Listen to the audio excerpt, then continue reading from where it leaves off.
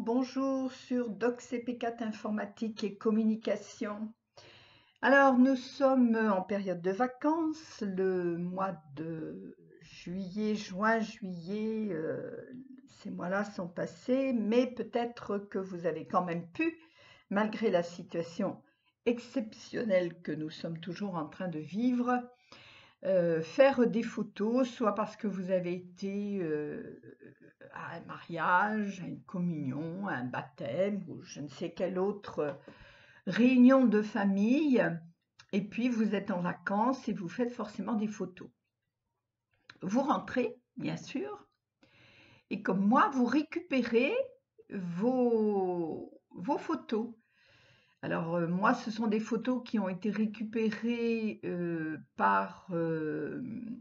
deux sources différentes, à la fois de mon iPhone, donc ici aucun problème au niveau de mon iPhone, voilà, toutes mes photos sont bien au format JPEG normal. Quand ce sont des vidéos, on a bien le format MOV, mais j'ai récupéré des tas de photos sur un endroit qui s'appelle WeShot, qui permet de récupérer les photos. En l'occurrence ici c'était au mariage de mon neveu et tout le monde pouvait aller sur ce WeShot pour y mettre les photos que chacun avait pris, et après on récupère ce que l'on veut.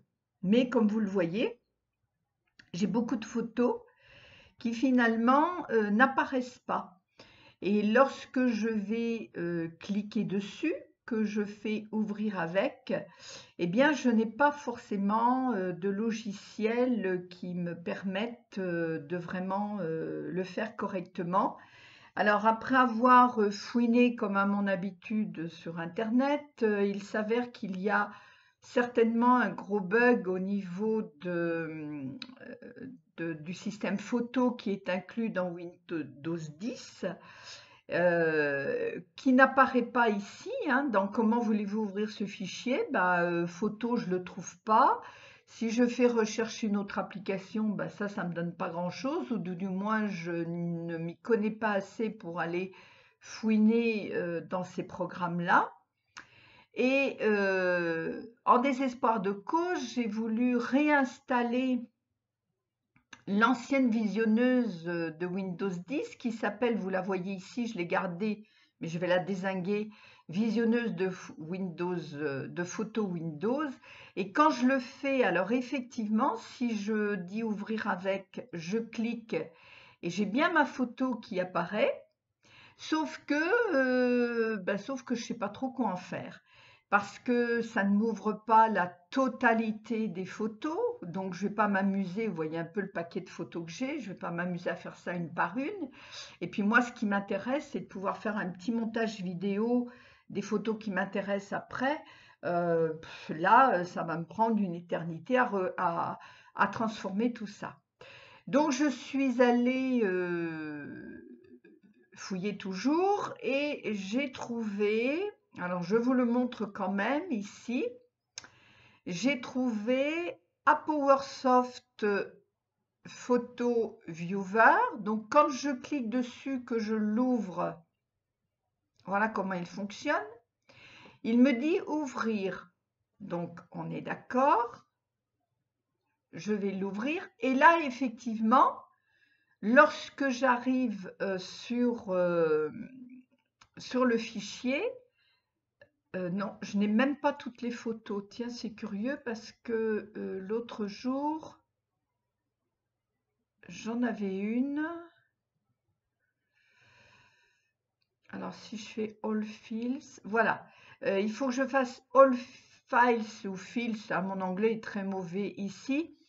Et du coup, si je vais chercher une des photos que je n'arrive pas à lire correctement et que je fais ouvrir, voilà, je vais pouvoir la lire.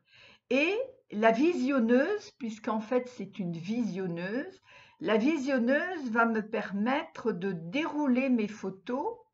Et là, du coup, je les ai bien toutes. On est bien d'accord. Sauf que je ne sais toujours pas quoi en faire, c'est-à-dire de quelle façon les récupérer visuellement pour pouvoir, moi, faire mon montage vidéo derrière. Je n'ai rien trouvé. Alors peut-être en refaisant enregistrer sous, je vous avoue que je ne l'ai même pas fait. Ça ne veut même pas trop bien marcher. Bon, d'accord, ok. Peut-être en faisant enregistrer sous, mais c'est pareil, si c'est enregistré sous et photo par photo, j'en ai plus de 900. Bon, c'est pas une bonne solution non plus. Donc je vais faire annuler, je vais faire fermer. Et j'en étais de là lorsque j'ai décidé de vous faire. J'arrive même pas. Ah oui, pardon, c'est moi qui lis mal. Êtes-vous sûr de fermer ce programme? Ok, voilà. Et j'en étais de là dans cette insatisfaction, on va dire, à pouvoir visualiser mes photos correctement. Alors, du coup, ce matin m'est venue l'idée que, parce que vous voyez, si je vous prends pas celle-là, parce que ça, c'en est une que je viens de convertir. Si je prends cette photo-là, que je clique droit dessus, que je vais dans Propriétés, j'ai bien ici de marquer que c'est un fichier JPEG. D'accord? Ici, si je prends celle-ci, que je fais clic droit, que je vais dans Propriétés, ici, il y a juste type du fichier, fichier. On ne sait pas finalement en quoi, quelle est la terminaison du fichier. Alors, je pense que ce sont des fichiers, des photos qui ont été faites avec des appareils photo et du coup qui sont dans un format que Windows 10 ne reconnaît pas tout simplement, ce qui crée le problème. Donc, je me suis dit, mais finalement, on convertit des PDF en JPEG, on convertit, etc. et tout. Du coup, je suis allée voir en ligne et j'ai trouvé un convertisseur de fichiers dans n'importe quel format, donc JPEG, ça m'intéresse. Et je me suis dit, peut-être que lui va pouvoir aller me choisir mes photos sans s'occuper finalement si à la base c'est un PDF, un fichier ou autre chose. Et en fait, eh bien, j'ai trouvé ma solution. Donc, je vous la donne. On fait choisir les fichiers. Ça, c'est la première que j'ai testée avant de vous donner la solution pour être sûr que je ne raconte pas de bêtises. Vous voyez que ici, c'est bien la même photo, mais que j'ai convertie. On va le faire ensemble. Je vais prendre celle-ci. Je vais faire ouvrir. Voilà. OK. Je clique ici. Je descends. Alors, je fais image. Je descends sur tout ça. Je vais chercher mon JPEG. Et je fais convertir. Voilà, c'est assez rapide, hein, on va attendre ensemble. 99. Voilà, conversion de votre fichier va bientôt apparaître. Et voilà, mon fichier en JPEG apparaît. Je fais télécharger. Et je vais le mettre donc dans ce qui s'appelle mariage Romain et Rachel pour moi. J'ai fait une petite faute là, Rachel. Et je fais enregistrer. Et quand je vais dans mon fichier, vous voyez, c'est ce que l'on vient de faire ensemble. AEFG 1993 a bien été converti en JPEG. Et ce qui, là, m'intéresse, c'est que si vous avez regardé, je vais revenir ici, je vais faire terminer. Bon, je vais revenir en arrière et je vais, voilà.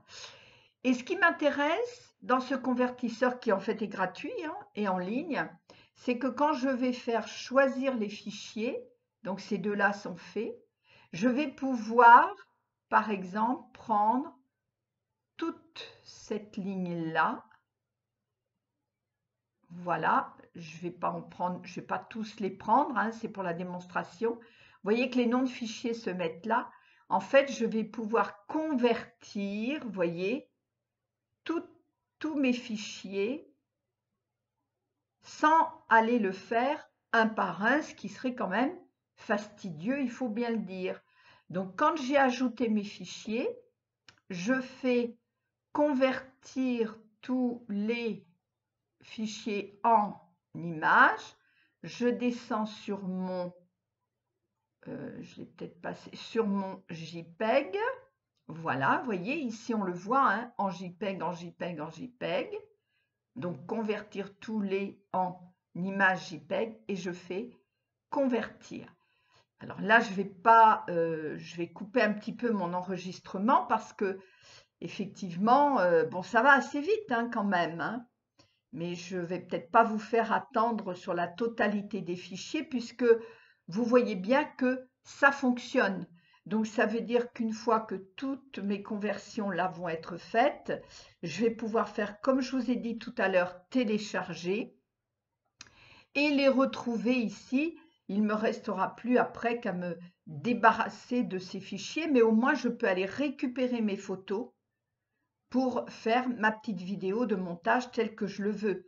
Après, c'est un dossier que je nettoierai parce que je n'irai peut-être pas garder les 900 photos que j'ai ici.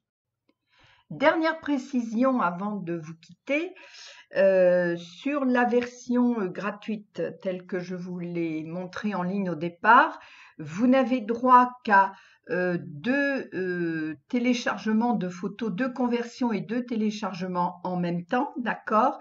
Et pas plus de 10 conversions par jour. Donc, si vous avez un gros dossier comme moi de 900, vous pouvez passer comment je veux dire, en version, alors vous avez une version light, basique et illimitée. La version light, finalement, vous voyez, 9,99 $, on va arrondir à 10 € hein, globalement, hein, il n'y a pas beaucoup d'écart. Ça peut valoir le coup, effectivement, de vous inscrire pour avoir cette version-là, permettre de transformer la totalité de vos photos si comme moi vous en avez énormément, sachant qu'il n'y a pas que vous pouvez résilier votre contrat à tout moment. Donc après, c'est suivant l'utilisation que vous avez, si vous avez beaucoup de conversions de fichiers ou de photos à faire ou pas. Voilà, je crois que je vous ai tout dit. Je vous dis à très bientôt pour une prochaine astuce. Au revoir et bel été!